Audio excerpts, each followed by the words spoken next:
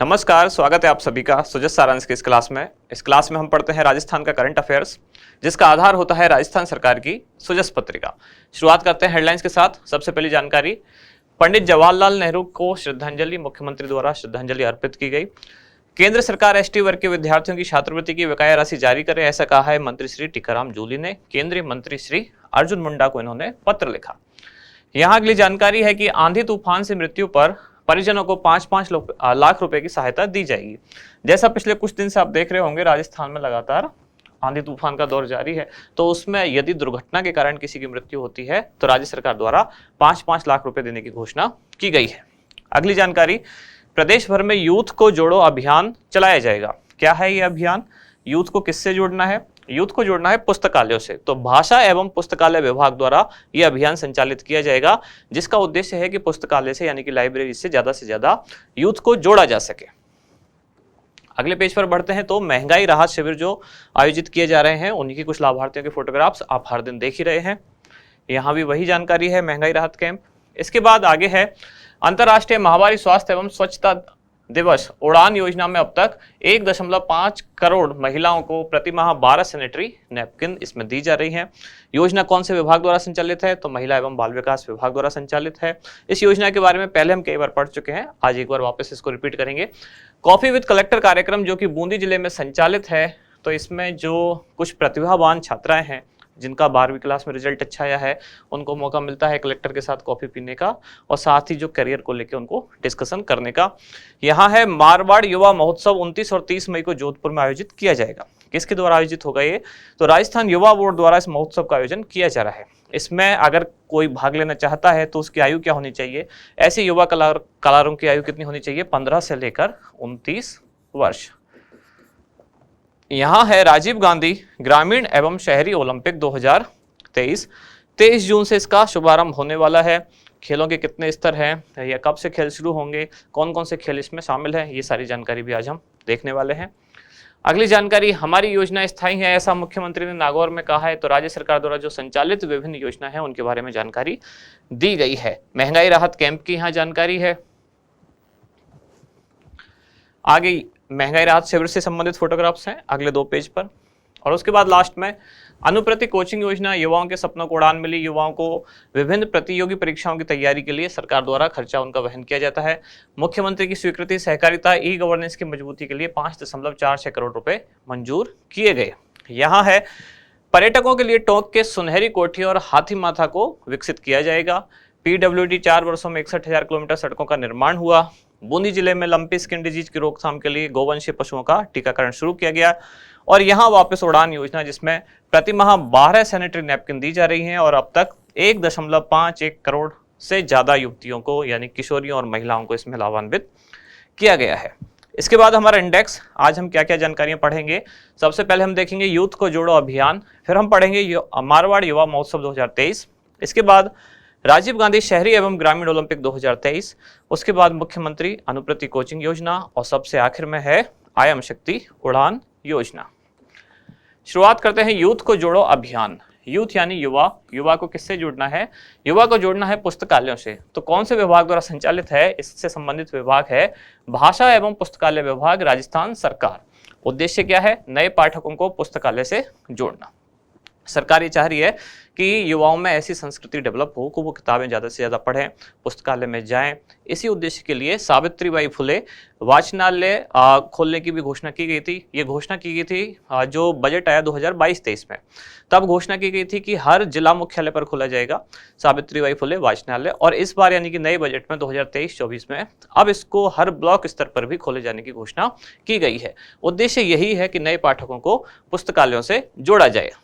इस अभियान में क्या क्या होगा? राज्य में विभिन्न स्तरों पर संचालित जो राजकीय सार्वजनिक पुस्तकालय हैं, उनकी विशेषताओं पर आधारित प्रचार सामग्री तैयार की जाएगी। विभिन्न स्तर मतलब जैसे कि राज्य स्तर पर कोई पुस्तकालय है, जिला स्तर पर है, ब्लॉक स्तर पर पुस्तकालय जो हैं, तो उनकी जो विशेषताओं पर आधारित है प्रचार सामग्री तैयार की जाएगी। इसके बाद आगे क्या होगा? आगामी जुलाई अगस्त माह में पुस्तकालय के आसपास के क्षेत्र में स्थित 25-30 संस्थानों में प्रचार प्रसार किया जाएगा उस पुस्तकालय के बारे में कि यहाँ ये पुस्तकालय है, तो जो भी विद्यार्थी जुड़ना चाहते हैं उससे जुड़ सकते हैं।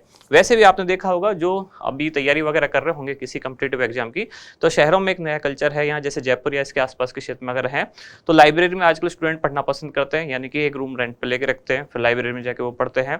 तो सरकार भी यही चाह रही है कि ऐसी गवर्नमेंट लाइब्रेरी ज़्यादा से ज़्यादा खोली जाए और स्टूडेंट को उनसे जोड़ा जाए। इस अभियान में जो उच्च माध्यमिक विद्यालयों के प्राचार्य होंगे उनकी भी भागीदारी होगी। साथ ही ब्लॉक स्तर पर जो सावित्रीबाई फुले वाचनालय है उनकी प्रगति की भी समीक्षा की गई। अब खास बात यहाँ लिखी हुई है और वो वही बात है जो मैंने शुरू में बोली कि राज्य बजट 2023-24 में घोषणा की गई थी कि अब प्रत्येक ब्लॉक मुख्यालय पर एक डिजिटल लाइब्रेरी के साथ सावित्रीबाई फुले वाचनालय स्थापित किया जाएगा। इस बार यानी कि बजट 2023-24 में इसको ब्लॉक स्तर तक कर दिया गया है।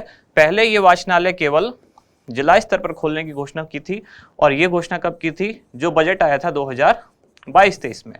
तो 22-23 में घोषणा की कि जिला स्तर पर वाचनालय होंगे और 23-24 में घोषणा की है कि इसको और बढ़ाते हुए अब ब्लॉक मुख्यालय पर भी डिजिटल लाइब्रेरी के साथ सावित्रीबाई फुले वाचनालय स्थापित किए जाएंगे।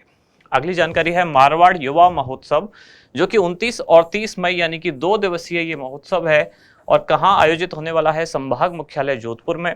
इसका आयोजक कौन होगा, राजस्थान युवा बोर्ड इसका आयोजक है। ये आपको खास बात याद रखनी है क्योंकि आपने देखा होगा ज्यादातर जो महोत्सव उत्सव आयोजित हो रहे हैं उनका आयोजक कौन था, पर्यटन विभाग।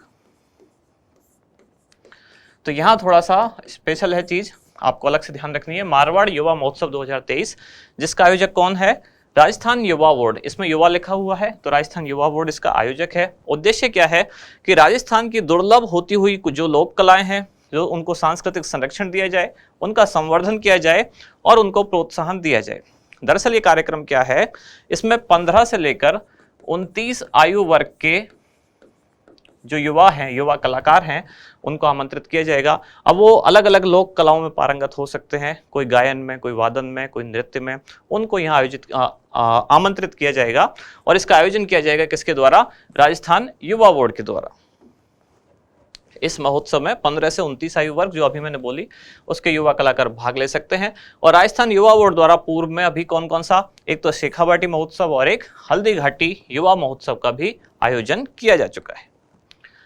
अगली जानकारी है राजीव गांधी शहरी एवं ग्रामीण ओलंपिक 2023। 2022 में हुए थे केवल ग्रामीण ओलंपिक, फिर घोषणा की गई थी कि 2023 में ऐसे ही शहरी ओलंपिक भी आयोजित किए जाएंगे। और जब घोषणा की गई थी तो उनके लिए जो डेट रखी गई वो थी 26 जनवरी 2023। किसके लिए रखी गई थी, शहरी ओलंपिक के लिए, लेकिन इसका आयोजन नहीं हो पाया। तो अब क्या किया गया है कि ग्रामीण और शहरी ओलंपिक दोनों को एक ही साथ आयोजित किया जा रहा है। अब ये कब से शुरू होंगे, तो 23 जून 2023 को शुरू होने वाले हैं। इस दिन होता है अंतर्राष्ट्रीय ओलंपिक दिवस। ये समाप्त किस दिन होंगे, 29 अगस्त 2023 को इस दिन होता है राष्ट्रीय खेल दिवस। आयोजक कौन कौन से हैं, तो राज्य सरकार के बहुत सारे विभाग इसमें इन्वॉल्व हैं। खेल विभाग तो सीधी सी बातें होगा ही, शिक्षा विभाग, पंचायती राज एवं ग्रामीण विकास विभाग, स्वायत्त शासन विभाग, स्थानीय जिला प्रशासन और इसके साथ साथ इनके संचालन के लिए समितियों का भी गठन किया जाएगा। कहने का मतलब कई सारे विभाग इसमें शामिल है। इसके बाद आगे इसकी जानकारी, इसका कुल बजट रखा गया है 130 करोड़, जिसमें ग्रामीण और शहरी ओलंपिक दोनों शामिल हैं। पहले जो ग्रामीण ओलंपिकों का आयोजित किया गया था 2022 में, उसमें लगभग 40 करोड़ रुपए खर्च हुए थे।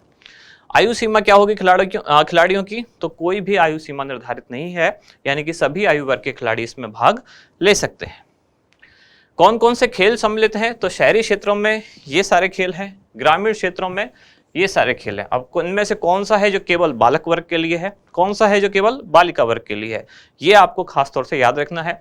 कौन सा है जो शहरी क्षेत्रों में तो शामिल है लेकिन ग्रामीण में नहीं है, कौन सा ऐसा है जो ग्रामीण क्षेत्रों में शामिल है लेकिन शहरी क्षेत्रों में नहीं है।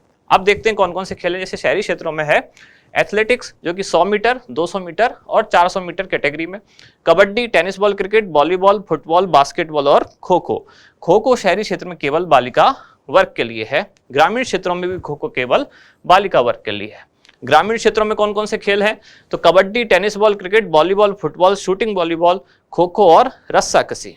शूटिंग वॉलीबॉल ग्रामीण क्षेत्रों में केवल बालक वर्ग के लिए है। ओवरऑल बात करें तो एक ही खेल ऐसा है जो केवल बालक वर्ग के लिए है, वो कौन सा है, shooting volleyball.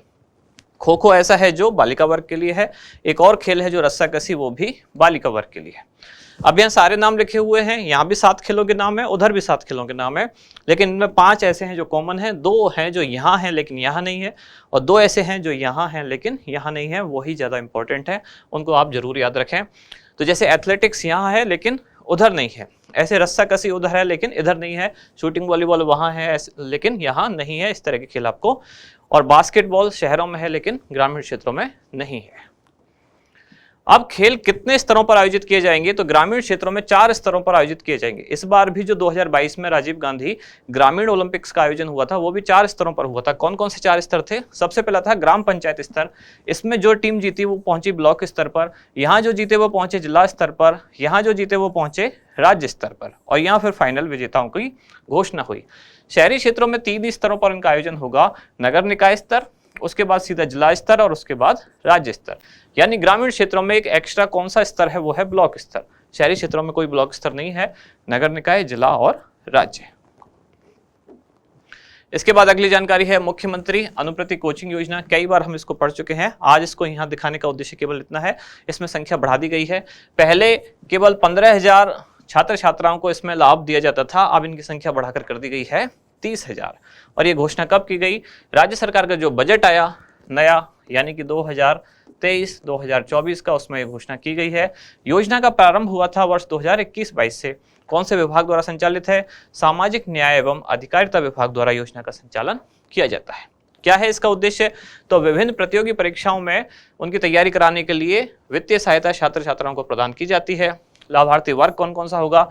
SC, ST, OBC, विशेष पिछड़ा वर्ग, अल्पसंख्यक, आर्थिक रूप से पिछड़ा वर्ग, विशेष योग्यजन जिनकी पारिवारिक वार्षिक आय कितनी है 8 लाख रुपए से कम हो, और माता पिता यदि सरकारी नौकरी में है तो पे मैट्रिक्स लेवल उनका 11 तक ही होना चाहिए, इससे ऊपर नहीं होना चाहिए। वर्ष 2023-22 के लिए 15,000 सीट का निर्धारण किया गया था, अब इसको बढ़ाकर कितना कर दिया गया है? 30,000। इनमें कुल कितने कोचिंग संस्थान संबद्ध है? तो 51 कोचिंग संस्थान इसमें संबद्ध है, और अगर एक बार विद्यार्थी का चयन हो जाता है तो उसको अगले 1 माह में संबंधित कोचिंग संस्थान में जाकर उपस्थिति दर्ज करानी अनिवार्य है। इसके बाद है आयम शक्ति उड़ान योजना, जिसकी शुरुआत कब से हुई है? 19 दिसंबर 2021। यह आर्थिक समीक्षा 2021-22 की रिपोर्ट के अनुसार ये डेट लिखी गई है, क्योंकि कहीं कहीं इसकी डेट में अंतर पाया जाता है, तो आपको याद रखना है 19 दिसंबर 2021, जो कि इकोनॉमिक सर्वे 2021-22 में दी हुई डेट है। इसका उद्देश्य क्या है? राज्य की सभी महिलाओं, जिसमें ग्रामीण क्षेत्रों में खास तौर पर रहने वाली महिलाएं हैं, उनको निःशुल्क सैनिटरी नैपकिन उपलब्ध कराना। अब इसका संचालन किसके द्वारा? तो मुख्यमंत्री निःशुल्क दवा योजना के माध्यम से संचालन होगा। किस विभाग द्वारा योजना देखी जाएगी? तो महिला एवं बाल विकास विभाग इसकी नोडल एजेंसी है। बजट कितना रखा गया? 200 करोड़ रुपए बजट प्रथम चरण में रखा गया, अब 600 करोड़ कर दिया गया है, और इस योजना में प्रति माह 12 नैपकिन वितरित की जाती हैं। आप में से बहुत लोग इसको समझते हैं प्रति वर्ष 12 नहीं है, प्रति माह 12 नैपकिन है। अच्छा, ये योजना अभी कल परसों भी न्यूज में थी, चर्चा में थी।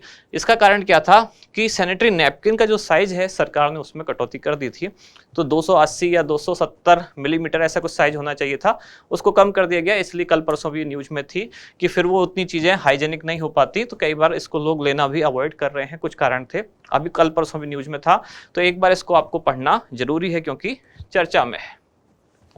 फिर आज का अभ्यास प्रश्न क्या है? यूथ को जोड़ो अभियान का संबंध निम्नलिखित में से किस विभाग से है? कौशल रोजगार एवं उद्यमिता विभाग, विज्ञान एवं प्रौद्योगिकी विभाग, सूचना एवं जनसंपर्क विभाग, या भाषा एवं पुस्तकालय विभाग? तो इसका उत्तर बताएं आप कमेंट्स में। उसके बाद मिलेंगे अब अगली क्लास में अगली न्यूज के साथ। धन्यवाद।